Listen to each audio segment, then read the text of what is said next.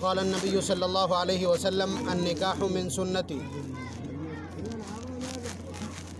ہم سب لوگ مسلمان ہیں اور مسلمان ہونے کے لیے ہم نے کلمہ پڑھا ہے لا الہ الا اللہ محمد الرسول اللہ، یعنی اللہ کے سوا کوئی معبود نہیں، اور نبی اکرم صلی اللہ علیہ وسلم جو پیغام لے کر کے آئے ہیں وہی پیغام حق ہے۔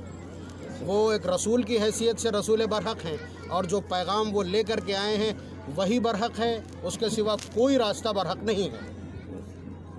یہی ہے نا، یہی قائم رہیے گا اس بات کے اوپر۔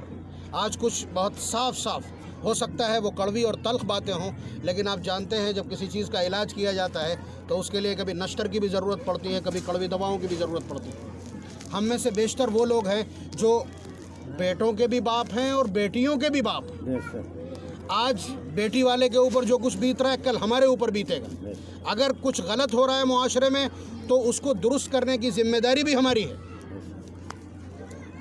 تو آپ یہ بتلا دیجئے کہ آپ کو یہ اعتراف ہے کہ طریقہ وہی صحیح ہے جو جناب محمد الرسول اللہ صلی اللہ علیہ وسلم لے کر کے آئے ہیں، آپ نے بتلایا ہے، آپ نے برپا کیا ہے، اور آپ نے ہم کو دعوت دی ہے کہ اس پر عمل کیا جائے۔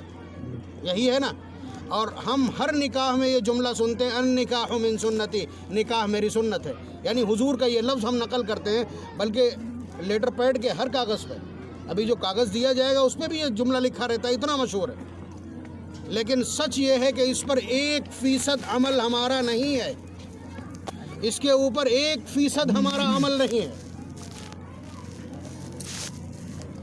ایسا لگتا ہے معاشرے میں کہ جس شخص کے گھر میں لڑکی پیدا ہو گئی یا وہ لڑکی کا باپ ہے تو اس سے بڑا کوئی مجرم نہیں ہے اس دھرتی کے اوپر۔ جو بیہیویئر اس کے ساتھ کیا جاتا ہے، جو برتاؤ اس کے ساتھ کیا جاتا ہے، مثال کے طور پر اب پیغام دینے بھی لڑکی والا جائے گا اس لیے کہ وہ نیچ ہے، جبکہ یہ غلط ہے، غیر اسلامی حرکت۔ منگنی یعنی رشتہ مانگا جاتا ہے نا، لڑکی مانگی جاتی، آپ کو چاہیے ہے نا، یا کسی بھی بیٹے والے کو بیٹی چاہیے، بہو چاہیے، تو مانگنے والا کون ہوا؟ لڑکے والا ہوا نا۔ تو جو شخص مانگتا ہے اس کا ہاتھ نیچے ہوتا ہے، جو دیتا ہے اس کا ہاتھ اوپر ہوتا ہے، اور حضور نے ان کی کیٹیگری طے کر دی یہ کہہ کر کے الید العلیٰ خیر من الید السفلیٰ، کہ اوپر والا ہاتھ نیچے والے سے بہتر ہے۔ اب اس کے بعد جب وہ جائے تو پکا کرنے کے نام پر کچھ رقم دے، اس کے بعد پھر رکائی کے نام پر وہ رقم دے، پھر اس کے بعد کپڑوں کے نام پر وہ کچھ رقم دے، پھر اس کے بعد جوتوں کے نام پر وہ کچھ رقم دے، پھر اس کے بعد جب آ جائے بارات تو دروازے کے اوپر کچھ پتہ نہیں کیا کچھ برتن وغیرہ دیا جاتا ہے۔ دیکھا نہیں میں نے وہ منظر، لیکن مجھے معلوم ہے، مجھے کلیکٹ کرنی پڑتی ہیں یہ ساری باتیں۔ اور اس کے بعد پھر جہیز کے نام پر کچھ دینا پڑتا ہے، پھر اس کے بعد ہر تہوار کے نام پہ کچھ نہ کچھ دینا پڑتا ہے۔ یہاں تو یہ گندگی نہیں، ورنہ بڑی اچھا بھی چلتی، یعنی ناراض ہونے کا ڈھونگ کرتا ہے دولہا، پھر اس کے بعد اس کی مراد اور اس کی آرزو پوری کی جاتی ہے۔ تو اس کا مطلب یہ ہے کہ یہ جرمانے کی قسطیں وصول کی جا رہی لڑکی والے سے۔ کیا لڑکی کا باپ ہونا جرم ہے؟ نبی نے تو یہ کہا کہ نبی کا باپ ہونا فخر کی بات ہے، اور اللہ تبارک و تعالیٰ نے یہ دستور ہمیں بتلا دیا کہ نبی کسی مرد کے باپ نہیں ہے، بیٹیوں کے باپ ہیں۔ اور یہ یاد رکھیے گا، جو بھی عزت کی چیز ہے وہ اللہ تبارک و تعالیٰ نے نبی کو عنایت کی ہے۔ اس کائنات میں جو چیز بھی عزت کے لیے ہوگی اور جس چیز سے بھی کسی کی عزت بڑھتی ہو وہ نبی کے کھاتے میں ضرور موجود ہوگی۔ اس کا مطلب ہے کہ بیٹی کا باپ ہونا تو عزت کی بات ہے، بیٹے کا باپ ہونا بہت بڑی عزت کی بات نہیں، ورنہ نبی کو یہ ضرور میسر آتا۔ تو کہنے کا حاصل یہی ہے کہ ایسے حالات ہیں، ان حالات سے تکلیف ہوتی۔ حالانکہ میری ابھی تک کوئی بیٹی نہیں ہے، میری ابھی تک کوئی بیٹی نہیں، اس لیے میری آواز اور طاقتور رہے۔ خاموش رہیے، خاموش رہیے۔ تو کہنے کا حاصل یہ ہے کہ بھائی ہمارے یہاں بھی بیٹیاں ہیں، آپ کے یہاں بھی بیٹیاں ہیں، آپ کے یہاں بھی بیٹے ہیں۔ جب بیٹے کی شادی ہو تب رسومات کو ختم کیجئے، تب معاملے کو ڈھیلا کیجئے، تب جا کر کے آپ کی بیٹیوں کے موقع پر اب دودھ والا یہ کہے کہ تیل اصلی نہیں ملتا، خود پانی ملا رہا ہے، اور تیل والا یہ کہے کہ آج کل دالیں صحیح نہیں مل رہی ہیں، اس میں کاٹ چھانٹ ملی ہوئی ہوتی ہے، ارہر کی دال میں دوسری دالیں ملی ہوتی ہیں، اور دال والا یہ کہے کہ چاول والا ملا دیتا۔ اپنے اپنے میں سب بے ایمان ہو، باقی سب کی ایمانداری کا تذکرہ کریں، کام بننے والا نہیں، درست ہونے والا نہیں۔ ہر شخص اپنے طور پر اپنے دائرے میں رہ کر کے جب چیزوں کو درست کرے گا تبھی درست کی آئے گی۔ اب مثال کے طور پر حالات یہ ہیں، ابھی لاک ڈاؤن میں ہم دیکھ رہے ہیں، بڑی اچھی بات ہے کہ آسانی کے ساتھ کچھ کم ہنگامے کے ساتھ شادیاں نمٹ رہی ہیں ہماری، کچھ کم ہنگامے کے ساتھ، لیکن ہم نے دیکھا یہ کہ لڑکی والے کو کوئی ریلیف نہیں ہے۔ جبکہ اسے ضرورت ہے کہ اسے کسی طرح سے ریلیکس ملے، اس لیے کہ وہ چاروں طرف سے دبا ہوتا ہے۔ میں یہ زینو صاحب کی یا کسی کی اس میں نہیں کر رہا ہوں، یہاں سماج کے ہمارے میں دیکھ رہا ہوں بڑے سربراہ اور ذمہ دار قسم کے لوگ موجود ہیں جو فکر کریں گے تو حالات سدھریں گے۔ مجھے امید ہے کہ اگر وہ فکر کریں گے تو حالات سدھریں گے۔ اب مثال کے طور پر النکاح من سنتی، اس کا اعتراف ہے کہ نکاح میری سنت ہے۔ لڑکی والے کو یہ جائز نہیں ہے، لڑکے والے کو یہ جائز نہیں ہے کہ وہ یہ کہے کہ ہم اتنے آدمی لے کے آئیں گے۔ میں مسئلہ بیان کر رہا ہوں، آپ کیا کرتے ہیں کیا کہتے ہیں، آپ کو گھر خراب لگے گا لگے، لیکن شرعی اعتبار سے اگر غلط بول رہا ہوں تبھی ٹوکیے گا۔ یہ اجازت نہیں ہے، اس لیے کہ بھائی میزبانی اس کی ہے، دسترخوان اس کا ہے، آپ کو کوئی اختیار نہیں کسی بھی طرح کا۔ اور میں بہت طاقتور تیاری اور مطالعے کے بعد آپ کی خدمت میں کھڑا ہوں، اجازت نہیں بالکل۔ اور اس کے بعد ہوتا یہ ہے کہ اپنی مرضی سے آدمی مسلط کیے کہ اتنے لوگ آئیں گے، اور اس کے بعد اس پہ بھی اضافہ، ایک آدمی بھی اگر زائد آتا ہے تو جائز نہیں۔ حضور نے اس طرح کی سیرت ہم کو سکھلائی ہے۔ نبی اکرم صلی اللہ علیہ وسلم کی ایک صاحب نے دعوت کی، یہ باب الولیمہ کی روایت ہے مشکات کی۔ ایک صاحب نے حضور کی دعوت کی، اتفاق سے حضور جس وقت دعوت کے لیے گھر سے نکلے دعوت کھانے کے لیے تو ایک مہمان حضور کے ساتھ آ گیا، تو حضور نے انہیں بھی ساتھ لے لیا، لیکن روایت کے الفاظ ہیں کہ حضور جا کر کے دروازے کے دونوں بازوؤں پر اس طرح ہاتھ رکھ کے کھڑے ہو گئے اور صاحب خانہ سے پوچھا کہ ہمارے ساتھ اتفاق سے ایک مہمان آ گیا ہے، اس کا کھانا ہمارے ذمہ ہے، اگر آپ کے یہاں گنجائش اور اجازت ہو تو ہم اس کو کھانا کھلوا لیں، ورنہ نہیں۔ نبی نے سیرت بتلائی کہ اگر ایسے حالات آ جائیں تو آ کر کے آپ باہر سے پوچھئے پہلے۔ حضور نے یہ کر کے دکھلایا باقاعدہ۔ اس کے علاوہ اس سلسلے میں بہت سختی برتی، فرمایا کہ جب تمہیں کوئی دعوت دے، اذا دعی احدکم الی الولیمۃ فلیاتھا، جب تمہیں کوئی ولیمے کی دعوت دے تو ضرور آؤ، اگرچہ روزہ ہو یا تمہارا پرہیز ہو تب بھی آؤ، ان شاء اطعم و ان شاء ترک، چاہے کھاؤ اور چاہے چھوڑ دو، کھاؤ یا نہ کھاؤ، لیکن تمہاری حاضری سے میزبان کے دل کو خوشی میسر آئے گی، اور تم اگر کسی کا دل خوش کر دیتے ہو تو یہ عبادت ہے۔ بات آپ سمجھ رہے ہیں؟ اسی طرح سے یہ فرمایا کہ من اتی من غیر دعوت، جو شخص بغیر دعوت کے آ گیا، دخل سارقا وخرج مغیرا، وہ چور بن کے داخل ہوا، ڈکیت بن کے واپس نکلا۔ یہ الفاظ ہیں باب الولیمہ کے آن ریکارڈ، میں اسی لیے ریکارڈ کر رہا ہوں بیان کو اپنے۔ تو آپ اندازہ کیجئے کہ نبی اکرم صلی اللہ علیہ وسلم جن کے لائے ہوئے طریقے کو ہم صرف برحق سمجھتے ہیں، اور ہم یہ سمجھتے ہیں کہ ان کا لایا ہوا طریقہ ہی نجات کا واحد ذریعہ، زندگی گزارنے کا واحد صحیح طریقہ ہے، اس کے بعد ہماری منمانی کا حال یہ ہے یا تو یہ دعویٰ چھوڑ دیں یا پھر اس میں اصلاح شروع کر دیں۔ آپ بتائیے دونوں میں سے کس کو پسند کریں گے؟ میں سمجھتا ہوں یہی بہتر ہے کہ ہم اصلاح شروع کر دیں تاکہ آسانی ہو۔ ٹھیک ہے، آپ طے کر لیں جتنے ہوں اتنے لائیے، لیکن اس میں کم زائد مت کیجیے، یہ خیانت ہے، اور خیانت ہے تو آپ پہلے فون کیجیے۔ اور حالات یہ ہیں کہ 20 لوگ بتائے، 20 لوگ آئے، ایک ایک بچے کی انگلی پکڑیں ساتھ میں، آپ کے لیے وہ گنتی میں نہیں ہے، لیکن جب ناشتہ آئے گا تو پہلے اسی کو چاہیے، اس کے اوپر تو یہ بوجھ ہے نا، گنتی پہ تو بوجھ ہے۔ تو یہ طریقے بھی نامناسب ہیں دوسرے کے دسترخوان پر۔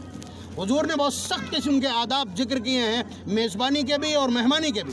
مہمان کے لیے بھی آداب ہیں، میزبان کے لیے بھی آداب ہیں، اور اس کے علاوہ اس طرح کی چیزیں، بھائی لڑکی والا کس طرح سے کیا کیا کر رہا ہے، مطالبے رکھ دینا، یہ چاہیے وہ چاہیے، فلاں چیز چاہیے، فلاں طریقے کی چاہیے، فلاں کمپنی کی چاہیے، ظاہر سی بات ہے یہ انتہائی درجے کی ڈھٹائی اور ظلم ہے۔ اس سے لگتا یہ ہے کہ لڑکی والا کوئی بہت بڑا مجرم ہے سماج کا، کہ جس کے اوپر قسطیں جرمانے کی ڈالی جا رہی۔ غلطی ہے، بڑی غلطی ہے۔ ہماری بھی بیٹیاں ہیں، اور کہیں جس نے یہ کیا اللہ تعالیٰ نے اس کے گھر میں صرف بیٹیاں ہی بیٹیاں کر دیں، پھر کیا ہوگا؟ پھر اسے افسوس ہوگا کہ ہم نے جو کچھ کیا تھا یہ غلط ہے۔ اس لیے اپنے آپ کو اس جگہ رکھ کر کے دیکھیں گے، کسی بھی چیز کا آنکلن کرنے میں، انالیسس کرنے میں، تجزیہ کرنے میں بہت آسانی ہوگی۔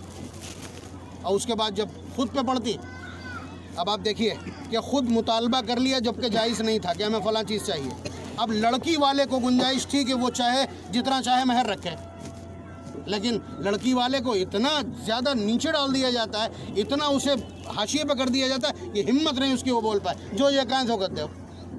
میری رائے تو یہ ہے کہ اگر کسی شادی میں کوئی مطالبہ کرتا ہے، کسی چیز کا مطالبہ کرتا ہے، اس چیز کی قیمت دیکھیے، اصلاح کا طریقہ یہی صحیح آئے گا۔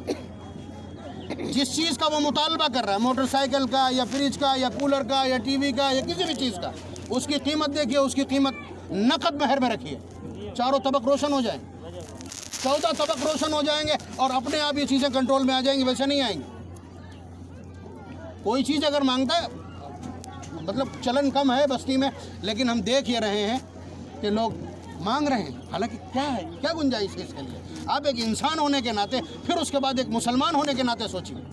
تو یہ چیزیں بہت زیادہ میرے لیے قابل تکلیف ہیں، اس لیے کہ آپ سے ہم کہتے ہیں کہ اب آج سے عشاء کی نمازیں، عشاء کی رکعتیں 17 نہیں 4 پڑھی جائیں گی، اور فجر میں ہم 17 پڑھیں گے.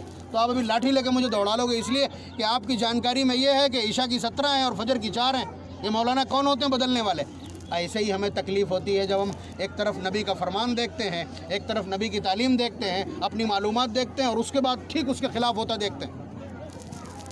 اس کے خلاف ہوتا دیکھتے ہیں کہ شریعت نے صرف 2 خرچے رکھے تھے، ایک مہر اور دوسرا ولیمہ، اور دونوں اس وقت غائب ہیں. اللہ کا کرم یہ ہے کہ کم از کم یہاں نقد، اس سے پہلے یہ تھا کہ جتنا چاہو باندھ دو مولانا. شروع میں یہ تھا کہ جتنا چاہو باندھ دو، کسے ادا کرنا، یہ الفاظ تھے. اسے دھیرے دھیرے اہمیت دی کہ نہیں، مہر ایک قرض ہے، اس کی ادائیگی لازم ہے. اس کے بعد ادائیگی شروع ہوئی تو وہ گرتے گرتے ٹیکے پہ آ گیا.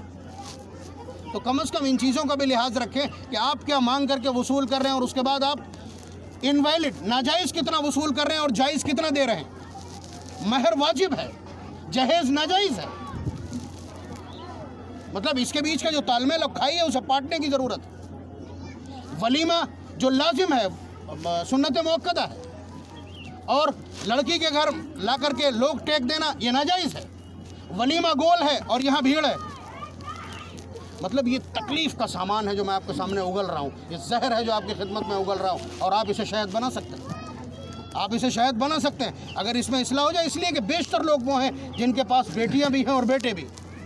اگر آپ آسانیاں پیدا کریں گے تو آپ کو بھی آسانیاں ہوں گی، برابر سرابر رہے گا.